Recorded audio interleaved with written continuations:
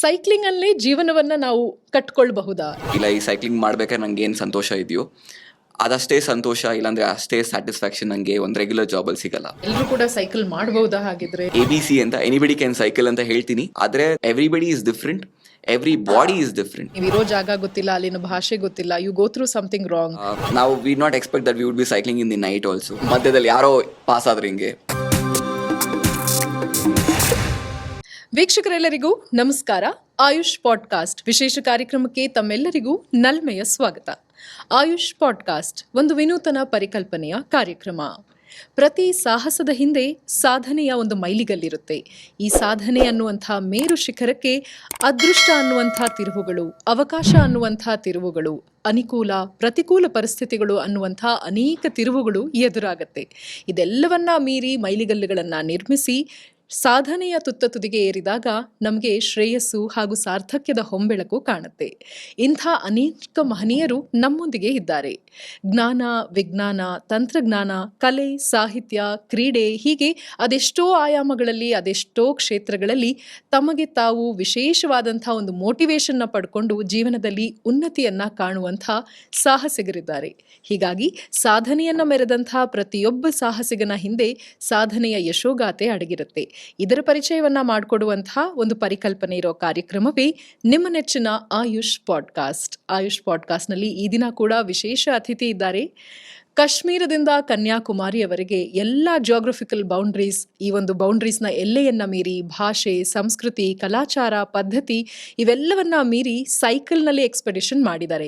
27 ದಿನಗಳಲ್ಲಿ ಈ ಎಲ್ಲ ಜಾಗಗಳನ್ನು, ಇಲ್ಲಿರುವಂಥ ಒಂದು ಸಂಸ್ಕೃತಿಯನ್ನು, ನೆಲದ ಒಂದು ಕಲ್ಚರ್ ಅಥವಾ ಸಂಸ್ಕೃತಿಯನ್ನು ಮೆರೆದಿದ್ದಾರೆ. ಇವರೇ ಈ ದಿನದ ವಿಶೇಷ ಅತಿಥಿ. ಆಯುಷ್ ಪಾಡ್ಕಾಸ್ಟ್ ನಿಮಗೆ ಪ್ರಸ್ತುತಪಡಿಸ್ತಾ ಇದೆ ಶ್ರೀಯುತ ಧೀರಜ್ ಶರ್ಮಾ ಅವರು, ದ ವೆರಿ ರೆನೌನ್ಡ್ ಸೈಕ್ಲಿಸ್ಟ್. ಬನ್ನಿ ಕಾರ್ಯಕ್ರಮಕ್ಕೆ ಆತ್ಮೀಯವಾಗಿ ಸ್ವಾಗತಿಸೋಣ. ನಮಸ್ತೆ, ಕಾರ್ಯಕ್ರಮಕ್ಕೆ ಸ್ವಾಗತ. ನಮಸ್ಕಾರ, ಥ್ಯಾಂಕ್ ಯು. ಸೈಕ್ಲಿಂಗ್ ಅಂದರೆ the more we are on cycles, ಒಂಥರ ರಶ್, ಒಂಥರ ಯುಫೋರಿಕ್ ಫೀಲಿಂಗ್. ಸೈಕ್ಲಿಂಗಲ್ಲೇ ಜೀವನವನ್ನು ನಾವು ಕಟ್ಕೊಳ್ಬಹುದಾ? ಯಾಕಂದರೆ life is like a cycle. So ಸೈಕ್ಲಿಂಗಲ್ಲಿ ಸೈಕಲ್. ಸೊ ಹೇಗೆ ಲೈಫ್ನ ಒಂದು ಕಲ್ಪನೆ ನಿಮ್ಮ ಒಂದು ಕ್ರೀಡೆಯಲ್ಲಿ, ನಿಮ್ಮ ಒಂದು ಲೈಫಲ್ಲಿ ಇದೆ? ಸೊ ಯೂಶಲಿ ನಾನು ಎಲ್ಲರೂ ಹೋದ ಕಡೆ ಎಲ್ಲ ಇದೇ ಥರ ಹೇಳ್ತಿರ್ತೀನಿ, my life is a cycle of adventure ಅಂತ. ಸೈಕಲಲ್ಲಿ ಜೀವನ ಕಟ್ಕೋಬೋದು, ರೂಪಿಸ್ಕೋಬೋದು. ನಾವು ತುಂಬ ಯೋಚನೆ ಮಾಡ್ತೀವಿ, ಯಾವುದೇ ಒಂದು ಸ್ಪೋರ್ಟ್ ಫಾರ್ ದಟ್ ರೀಸನ್. ನಾವು ಪ್ರತಿ ಸತಿ ವಿದ್ಯಾಭ್ಯಾಸ ಮಾಡ್ಬೇಕಾರೆ, ಇಲ್ಲಾಂದರೆ ಏನೇ ಮಾಡಬೇಕಾದ್ರೂ ಅಪ್ಪ ಅಮ್ಮನಿಗೊಂದು ಕನ್ಸರ್ನ್ ಇರುತ್ತೆ. ಸರಿ, ಇವಾಗೇನೋ ಇದು ಚೆನ್ನಾಗಿ ಮಾಡ್ತಾ ಇದೆಯಾ, ನೆಕ್ಸ್ಟ್ ಹೇಗೆ? ಇವತ್ತು ನಮ್ಮ ಅಮ್ಮನ ಕೇಳ್ತಾಯಿದ್ರು ನನಗೆ, ನೀನು ಯಾಕೆ ಒಂದು ಕೆಲಸಕ್ಕೆ ಸೇರ್ಕೋಬಾರ್ದು ಅಂತಲೂ ಇವತ್ತು ನನ್ನ ಅಮ್ಮ ಹೇಳ್ತಾಯಿದ್ರು. ಇಲ್ಲಾಂದರೆ ಪ್ರತಿ ಸತಿ ನಾನು ಯಾವುದೋ ಒಬ್ಬರು ಸ್ನೇಹಿತರ ಜೊತೆ ಹೋದಾಗ ಅವರು ಎಷ್ಟು ಸಂಪಾದನೆ ಮಾಡ್ತಾರೆ ಅಂತ ಏನಾದ್ರು ಹೇಳಿದಾಗ ಅವಾಗ ನನಗೂ ಅನಿಸುತ್ತೆ, ಓಕೆ, ಇದೆಲ್ಲ ಬಿಟ್ಬಿಟ್ಟು ನಾನು ಯಾವುದೋ ಒಂದು IT ಯಾವುದೋ ಒಂದು ಕೆಲಸ ಸೇರ್ಕೋಬೋದಲ್ಲ, ಇಲ್ಲಾಂದರೆ ಒಂದು ಕನ್ವೆನ್ಷನಲ್ ಜಾಬ್ ತೊಗೋಬೋದಲ್ಲ ಅಂತ. ಆದರೆ ನಾನು ಅದನ್ನು ಮಾಡಿದ್ದೀನಿ. ಆದರೆ ನಂಗೆ ಇಲ್ಲೇನು ಖುಷಿ ಸಿಗುತ್ತೋ, ಇಲ್ಲ ಈ ಸೈಕ್ಲಿಂಗ್ ಮಾಡ್ಬೇಕಾದ್ರೆ ನಂಗೆ ಏನು ಸಂತೋಷ ಇದೆಯೋ ಅದಷ್ಟೇ ಸಂತೋಷ, ಇಲ್ಲಾಂದರೆ ಅಷ್ಟೇ ಸ್ಯಾಟಿಸ್ಫ್ಯಾಕ್ಷನ್ ನನಗೆ ಒಂದು ರೆಗ್ಯುಲರ್ ಜಾಬಲ್ಲಿ ಸಿಗಲ್ಲ. ಪ್ರತಿ ಸತಿ ನಾನು ಒಂದು ಸತಿ ತುಂಬ ಕಷ್ಟ ಆದಾಗ ಓಕೆ ಅಂತ ಹೇಳಿ ನಾರ್ಮಲ್ ಜಾಬ್ ತೊಗೊತೀನಿ. ಆದರೆ ತಿರ್ಗಾ ನಾರ್ಮಲ್ ಜಾಬಲ್ಲಿದ್ದಾಗ ತಿರ್ಗಾ ನನಗೆ ಈ ಸೈಕ್ಲಿಂಗ್ ಒಂದು ಕನಸು ಇರುತ್ತಲ್ಲ, ಅದೇ ನನಗೆ ಜಾಸ್ತಿ ಸೆಳೆಯುತ್ತೆ. ಹಾಗಾಗಿ ಜಾಸ್ತಿ ನಾನು ಸೈಕ್ಲಿಂಗ್ ರಿಲೇಟೆಡ್ ಸ್ಪೋರ್ಟ್ಸಲ್ಲಿ, ಇಲ್ಲಾಂದರೆ ಒಂದು ಸ್ಪೋರ್ಟಲ್ಲಿ ಇರಬೇಕು ಅಂತ ಹೇಳಿ ಜಾಸ್ತಿ ಇಷ್ಟಪಡ್ತೀನಿ. ಅದೇ ಥರ ಮಾಡಿಕೊಂಡು ಇದ್ದೀನಿ. ಟೀಮ್ ಪರಿಕ್ರಮ ಅಂತ ಒಂದು ಫೌಂಡೇಶನ್ ಕಟ್ಕೊಂಡಿದ್ದು ಅದಕ್ಕೇ. ಮನೆ ಹತ್ರ ಇರೋ ಹುಡುಗರೆಲ್ಲ ಸೇರಿ ಗಣೇಶ ಹಬ್ಬ ಮಾಡ್ತಾಯಿದ್ವಿ. ಗಣೇಶ ಹಬ್ಬ ಮಾಡ್ಬೇಕಾದ್ರೆ ಎಲ್ಲರೂ ಧೀರಜನ್ ಟೀಮ್ ಅಂತ ಕರೀತಾಯಿದ್ರು. ಸೊ ನನಗೇನೋ ಅನ್ನಿಸ್ತು, ಧೀರಜನ್ ಟೀಮ್ ಏನೋ ಚೆನ್ನಾಗಿಲ್ಲ, ಎಲ್ಲರೂ ಹುಡುಗರಿದ್ದೀವಿ, ಧೀರಜನ್ ಟೀಮ್ ಆಗೋ ಬದಲು ಬೇರೆ ಏನಾದರೂ ಟೀಮ್ ಇರಬೇಕು ಅಂತ. ಸೊ ಆವಾಗ ಅಣ್ಣ ಹೇಳ್ದ, ಒಂದು ಸತಿ ಪರಿಕ್ರಮ ಅಂತ ಇದ್ದರೆ ಚೆನ್ನಾಗಿರುತ್ತೆ ಅಂತ. ಏನು ಹಂಗಂದ್ರೆ ಅಂತ ಕೇಳಿದೆ. ಪರಿಕ್ರಮ ಅಂತಂದರೆ ಸಂಸ್ಕೃತದಲ್ಲಿ ಟು ಗೋ ಅರೌಂಡ್ ಅಂತ ಹೇಳ್ದ. ಸೊ ಚೆನ್ನಾಗಿದೆ ಅಂತ ಅನಿಸ್ತು. So instead of just being it as or naming it as Parikrama, we named it as team Parikrama. ಯಾಕಂದರೆ ನಾವು ಪ್ರತಿ ಸತಿ ಏನೇ ಮಾಡಿದ್ರು ಬರೀ ನಾನು ಒಬ್ಬನೇ ಮಾಡ್ತಾ ಇರಲಿಲ್ಲ, ಬದಲಿಗೆ ನಮ್ಮ ಸ್ನೇಹಿತರನ್ನೆಲ್ಲ ಕರ್ಕೊಂಡು ಹೋಗಿ ತುಂಬ ಎಂಜಾಯ್ ಮಾಡೋದು, ಆ ಥರದ್ದೆಲ್ಲ ಸ್ಟಾರ್ಟ್ ಆಯಿತು. ಸೊ ಸೈಕ್ಲಿಂಗ್ ನೀವು ಹೇಗಾಯಿತು ಏನು ಆ ಥರದ್ದು ಒಂದು ಸ್ವಲ್ಪ ಬ್ಯಾಕ್ಗ್ರೌಂಡ್ ಕೊಟ್ಟು ನಿಮಗೆ ಸೈಕ್ಲಿಂಗ್ ಒಂದು ಸ್ಪೋರ್ಟ್ನ ಕೆರಿಯರಾಗಿ ಮಾಡ್ಬೋದಾ ಅಂತ ನಮ್ಗೆ ಹೇಳೋಕ್ಕೆ ಇಷ್ಟಪಡ್ತೀನಿ. ನಾನು ಇದ್ದಿದ್ದು ನಾಗರಬಾವಿಲಿ. ಇವಾಗಲೂ ನಿಮಗೆಲ್ಲ ನಾಗರಬಾವಿ ಅಂದರೆ ಗೊತ್ತಿರುತ್ತೆ. ನಾಗರಬಾವಿಯಿಂದ ನಮ್ಮ ಮನೆ ಇದ್ದಿದ್ದು ನಾಗರಬಾವಿಯಿಂದ ವಿಜಯನಗರ್ಗೆ ಪ್ರತಿ ದಿವಸ ನಾನು ಸ್ಕೂಲ್ಗೆ ಹೋಗಬೇಕಾಗಿತ್ತು. ಸೊ ನನ್ನ ಸ್ನೇಹಿತರೆಲ್ಲ ಬಸ್ ಪಾಸ್ ತೊಗೊಂಡು ಅಲ್ಲಿಂದ ಹೋಗ್ತಾಯಿದ್ರು. ಆ ಒಂದು ಏಜಲ್ಲಿ ನನಗೂ ಇಷ್ಟ ಆಯ್ತು ಏನಂದರೆ ಬಸ್ ಪಾಸ್ ತೊಗೋಬೇಕು, ಬಸ್ಸಲ್ಲಿ ಹೋಗಬೇಕು. ನಂಗೆ ತುಂಬ ಇಷ್ಟ ಆಗ್ತಾ ಇದ್ದೇನೆಂದರೆ ಈ ಜನ ಬಸ್ಸಲ್ಲಿ ಫುಟ್ಬೋರ್ಡ್ ಮೇಲೆ ನಿಂತ್ಕೊಂಡು ಹೋಗ್ತಾಯಿದ್ರು, ನಾನು ಆ ಥರ ಹೋಗಬೇಕು ಅಂತ ಇಷ್ಟ ಆಗ್ತಾಯಿತ್ತು.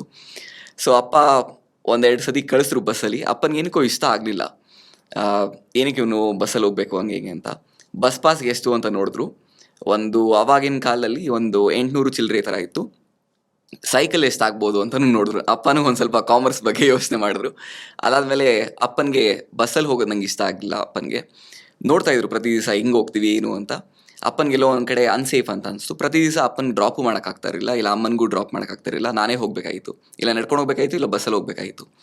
ಸೊ ಅಪ್ಪ 8ನೇ ತರಗತಿಗೆ ಬಂದಾಗ ನಾನು ಅಣ್ಣನ ಸೈಕಲ್ ತುಳಿತಾ ಇದ್ದೆ ಅಲ್ಲಿವರೆಗೂ. ಆ ಸೈಕಲ್ ಸರಿ ಇಲ್ಲ ಅಂತ ಗೊತ್ತಾದಮೇಲೆ ಆ ಸೈಕಲ್ನ ಮಾರಿ ಮತ್ತಿನ್ನೊಂದು ಸೈಕಲ್ ತೊಗೊಂಡ್ವಿ. ಸೊ ಬಸ್ ಪಾಸ್ ಬದಲಿಗೆ ನಂಗೊಂದು ಸೈಕಲ್ ಬಂತು. ಸೊ ಈ ಸೈಕಲ್ ಬಂದಾಗ ನಂಗೆ ತುಂಬ ಅಂದರೆ ತುಂಬ ಖುಷಿ. ಹೊಸ ಸೈಕಲ್ಲು ಒಳಗಡೆ ನಮಗೆ ಸ್ಕೂಲಲ್ಲಿ ಹೆಂಗಿತ್ತು ಅಂದರೆ ಒಂದು ರ್ಯಾಂಪ್ ಇತ್ತು. ಆ ರ್ಯಾಂಪ್ ಒಳಗಡೆ ಬರಬೇಕಂದ್ರೆ ಒಂದು ಸ್ವಲ್ಪ ಜೋರಾಗಿ ಬಂದಾಗ ಎಲ್ಲರೂ ಓ ಅಂತ ಕಿರಿಸ್ತಾ ಇದ್ದಿದ್ದು, ಇಲ್ಲ ಹೊಸ ಸೈಕಲ್ ಬಂದಾಗ ಆ ಒಂದು ಸಂತೋಷನೇ ಬೇರೆ ಇತ್ತು. ಸೊ ಪ್ರತಿ ಸತಿ ನಾನು ಸೈಕಲ್ ತುಳ್ಕೊಂಡು ಹೋದಾಗ ನಂಗೆ ತುಂಬ ಸಂತೋಷ ಆಗ್ತಾಯಿತ್ತು. ಆಮೇಲೆ ನಮ್ಮ ನಾಗರಬಾವಿಯಿಂದ ವಿಜಯನಗರ ಹೋಗ್ಬೇಕಂದ್ರೆ ತುಂಬ ಅಪ್ ಡೌನ್ಗಳಿದೆ. ಸೊ ಅಪ್ಪಲ್ಲಿ ಸ್ವಲ್ಪ ಮೆಲ್ಲು ಕಷ್ಟ ಪಡ್ಕೊಂಡು ತುಳ್ಕೊಂಡು ಹೋಗ್ಬೇಕಾದ್ರೆ ಬೇರೆ ಸ್ನೇಹಿತರೆಲ್ಲ ಹೋಗ್ತಾ ಇದ್ರಲ್ಲ, ಅದನ್ನೆಲ್ಲ ನೋಡಿಬಿಟ್ಟು ಅವರೆಲ್ಲ ಕಮಾನ್ ಅನ್ನೋರು. ಆಮೇಲೆ ತಿರ್ಗಾ ಡೌನ್ ಬಂದಾಗ ನಾನು ಡೌನ್ ಬರೋರ್ಗೂ ಕಾಯ್ತಾ ಇದ್ದೆ ಸೇಟ್ ತೀರಿಸ್ಕೊಳ್ಳೋಕ್ಕೆ. ಏನಂದರೆ ಆವಾಗ ನಾನು ಎಲ್ಲರಿಗಿಂತ ಜೋರಾಗಿ ಹೋಗ್ಬೋದಾಗಿತ್ತು ಅಂತ. ಸೊ ಈ ಥರ ನಂಗೆ ತುಂಬ ಖುಷಿ ತರ್ತಾ ಇದೆ ಏನಂದರೆ ಸೈಕಲ್ ಹೋಗೋದು ತುಂಬ ಮಜಾ ಕೊಡ್ತಾಯಿತ್ತು. ಇದೇ ರೀತಿ ನನ್ನ ವಿದ್ಯಾಭ್ಯಾಸ ಆಯಿತು, ಸ್ಕೂಲೆಲ್ಲ ಆಯಿತು. ಅದಾದಮೇಲೆ ನಾನು ಕಾಲೇಜ್ ಸೇರಿಕೊಂಡಾಗ ಸೈಕಲ್ ಎಲ್ಲ ಒಂದು ಸ್ವಲ್ಪ ಮೂಲೆಗೆ ಆಯಿತು. ಆಮೇಲೆ ಬಸ್ಸಲ್ಲಿ ಓಡಾಡಕ್ಕೆ ಸ್ಟಾರ್ಟ್ ಮಾಡಿದೆ. ಬಿಕಾಸ್ ಆವಾಗ ನನ್ನ ಕಾಲೇಜ್ ಇದ್ದಿದ್ದು ಬಂದು ಜಯನಗರಲ್ಲಿ. ಸೊ ಪ್ರತಿ ದಿವಸ ನಾಗರಬಾವಿಯಿಂದ ಜಯನಗರ್ಗೆ ಹೋಗಬೇಕು ಅಂದರೆ ನನಗೆ ಯಾವತ್ತೂ ಅನಿಸಿರ್ಲಿಲ್ಲ ಸೈಕಲ್ ತುಳ್ಕೊಂಡು ಹೋಗ್ಬೋದು ಅಂತ. ನಂಗೆ ಅವತ್ತವರೆಗೂ ಅನಿಸಿರ್ಲಿಲ್ಲ. ಆವಾಗ ನಾನು ಬಸ್ಸಲ್ಲೇ ಓಡಾಡಕ್ಕೆ ಸ್ಟಾರ್ಟ್ ಮಾಡಿದೆ. ಅದಾದಮೇಲೆ ನಾನು ಎನ್ ಸಿ ಸಿಲಿ ಇದ್ದಾಗ ಅಲ್ಲಿ ತುಂಬ ಅಡ್ವೆಂಚರ್ಸ್ಗೆ ಸ್ಕೋಪ್ ಇತ್ತು. ನನ್ನ ಸೀನಿಯರ್ಸ್ ಬಂದು 1 ವರ್ಷದಲ್ಲಿ, ಅಂದರೆ ನಾನು ಸೇರ್ಕೊಳ್ಳೋಕ್ಕಿಂತ ಮುಂಚೆ ಬೆಂಗಳೂರು ಜಯನಗರಿಂದ ಅವಾಗ ತಾನೇ ಏರ್ಪೋರ್ಟ್ ಇನಾಗ್ರೇಟ್ ಆಗಿತ್ತು. ಇನಾಗ್ರೇಷನ್ಗೆ ಎಲ್ಲರೂ ಸೈಕಲ್ ತುಳ್ಕೊಂಡು ಹೋಗಿದ್ರು. ಆ ಫೋಟೋಸ್ನೆಲ್ಲ ಯಾವಾಗಲೂ NCC ಬೋರ್ಡಲ್ಲಿ ನೋಡ್ತಾ ಇದ್ದೆ ನಾನು. ಸೊ ಪ್ರತಿ ಸತಿ ನೋಡಿದಾಗ ಅರೆ ಇವರೆಲ್ಲ ಅಲ್ಲಿವರೆಗೂ ಹೋಗಿದಾರಲ್ಲ ಸೈಕಲಲ್ಲಿ, ನಾನು ಸೈಕಲಲ್ಲಿ ತುಳಿಯೋದು ಬಿಟ್ಬಿಟ್ಟಿದ್ದೀನಿ, ನಾನು ಬೇರೆ ಬೇರೆ ಕಡೆ ಹೋಗಬೇಕಾಗಿತ್ತಲ್ಲ ಅಂತ ಹೇಳಿ ಯಾವಾಗಲೂ ನಂಗೆ ಹೋಗಬೇಕು ಅಂತ ಅನಿಸ್ತಾ ಇತ್ತು. ಅವಾಗ ನಾನು ಹೋಗಬೇಕು ಅಂತ ಅನ್ಕೊತಾ ಇದ್ದೆ, ಆದರೆ ಯಾವತ್ತೂ ಹೋಗಲಿಲ್ಲ.